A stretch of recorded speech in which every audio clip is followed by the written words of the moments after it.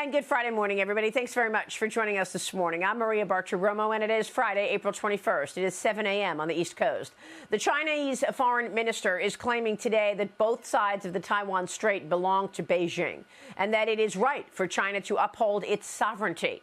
The warning coming hard, saying this, the minister says those who play with fire on Taiwan will eventually get themselves burned.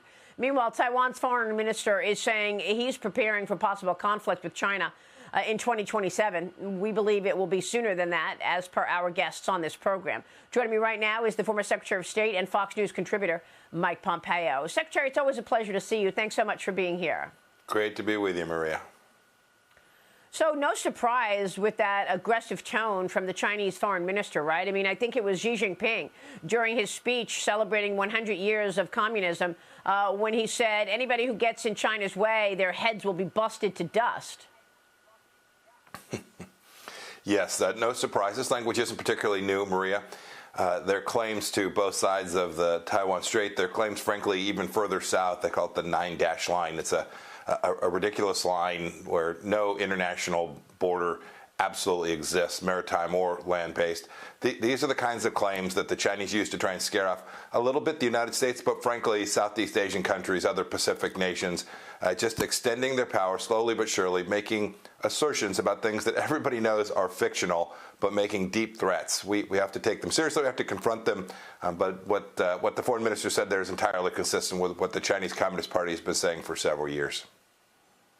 Well, you have been so spot on the Chinese threat. You single-handedly educated the public as to really what was going on in terms of communist China when you were the Secretary of State. I don't understand why others do not have the kind of resolve that you have shown. I mean, look at Treasury Secretary Janet Yellen yesterday.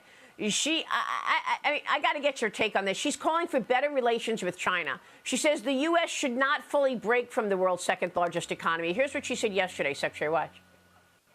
The United States will assert ourselves when our vital interests are at stake, but we do not seek to decouple our economy from China's. A full separation of our economies would be disastrous for both countries.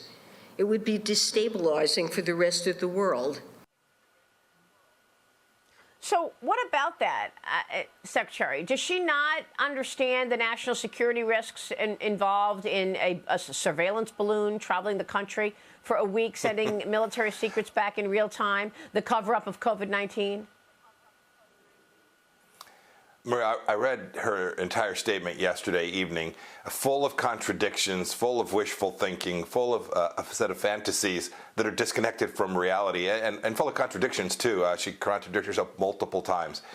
I think they get that there's a national security challenge. I don't think the Biden administration has figured out that the Chinese only understand power, and they know reality. They know that these aren't fantasy ideas that they're pushing. They know that their effort to become the global hegemon is real, and they're intent on it. When I hear her talk about places to cooperate, well, sign me up. Decoupling these two economies is incredibly difficult. It'll take a long time. I actually think it probably doesn't happen fully with widgets and the like.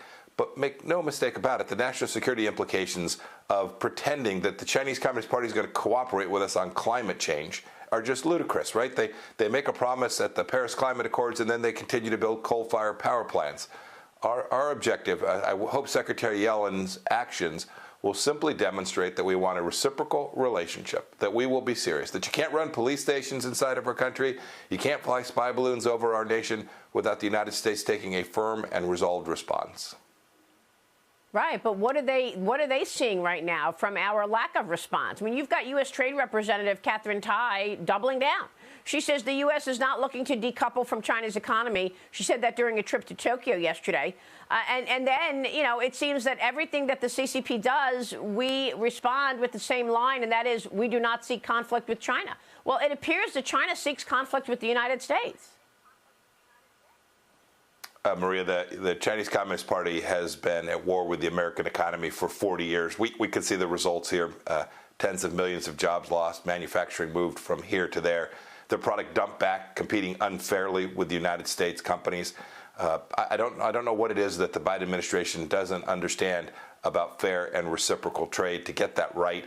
And then these technologies, whether it's machine learning or AI, we have to make sure and protect those particular technologies from a Chinese Communist Party that is clearly intent on building a set of alliances with Russia, with Iran, frankly, trying to tear us away from Europe as well, that President Macron, frankly, aided last week. Those are the kind of things the Chinese Communist Party is going to do. If we sit back, and to your point, our only response is, gosh, can't we all just get along? The Chinese Communist Party will roll us. Well, the FBI is warning that China and Iran as well are using new tactics to target critics in the United States. After the Justice Department arrested those two Chinese Americans for setting up and operating the secret Chinese police station in New York. We've been talking about this police station now for upwards of a year, Secretary. How is it possible that this police station was able to operate in plain sight? Goodness. So I'm glad that the FBI rolled them up. The Justice Department appears intent on prosecuting them. I hope they don't throw those prosecutions away in the way that they threw away some of the prosecutions that we had begun during our time in office. This is the problem, Maria, and you and I have talked about this many times. This is a problem that is here at home. It's inside the gates. Taiwan is a problem. The South Pacific, these actions in and around Japan, these are problematic, but we have 360,000 Chinese students studying in our universities today, not all of whom are here because they just want to learn. They're still stealing intellectual property at an enormous rate. We had to close a Chinese diplomatic facility in Houston, Texas. They are here. They are operating against us at home, propagandizing, trying to drive American decline, Maria, in a way that is indecent. We need to understand that America is an exceptional nation, a real power. And when we do, we'll get this right. We can't just simply say, boy, we look for constructive engagement when the Chinese Communist Party demonstrates that they have no interest in that very constructive engagement. What do you make of this increasing number of Chinese nationals at the wide open border, Secretary? Because, the number of apprehensions of Chinese nationals is up more than 900% right now. And I'm wondering, are these people running away from the CCP, or are these people being directed by the CCP to go live in America for a while until the CCP is ready for next steps? Maria, it's hard to know. I don't have access to the intelligence, and I haven't seen any good reporting on exactly what did this. But it seems unlikely to me that this is a random event, that these folks are just showing up. Maybe it's the case that the repression inside of China is driving them away, that they can see that opportunity isn't going to exist for the next generation of Chinese families. But I think it is intensely likely that somewhere in this group of folks who are coming inside our country across a very open, very porous border today that we all can see with our own eyes, that the Chinese Communist Party is driving some of those and knows who they are, is following them. And just as these police stations were operating, they'll operate against those folks after we've allowed them to come in here illegally. This is an enormous national security mistake to let these folks into our country. This is so disturbing, Secretary. Final question. What should the administration do right now? You had a clear-cut plan. You shut down the Houston embassy. You indicted those people who were accepting money from communist China and sending our intellectual property back. You had a plan. But now we hear all this sort of like plans on the fringe. There was a Political report the other day that said that the Biden administration is thinking about putting some limitations on investing in Chinese companies.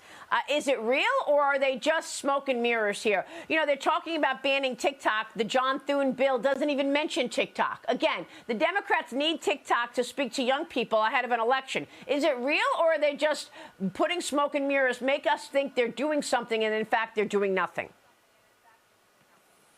So the Biden administration has done a few things, but it doesn't remotely begin to approach the scale of the problem set. We need to fix the trade agreements that sit inside the World Trade Organization. These are the fundamentals that matter to every American. This problem is not some idea that's a long ways away from us. Every family is impacted. When the Chinese Communist Party is buying land here to spy on us, we should stop them. When they're investing in American companies so they can politically operate inside of those companies, we should stop them. We should make sure they have accounting rules that look and act like every other country's companies have to comply with.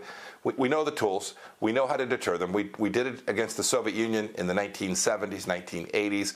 This is the model that we ought to use again. And when we do, Maria, we'll be successful. I pray that the Biden administration will be sufficiently relentless to actually get that done. I have seen very little indication to date that they're prepared to do that. Yeah, it's very unfortunate. Mr. Secretary, it's great to see you as always. Thank you, sir. Thank you. Maria, have a great day.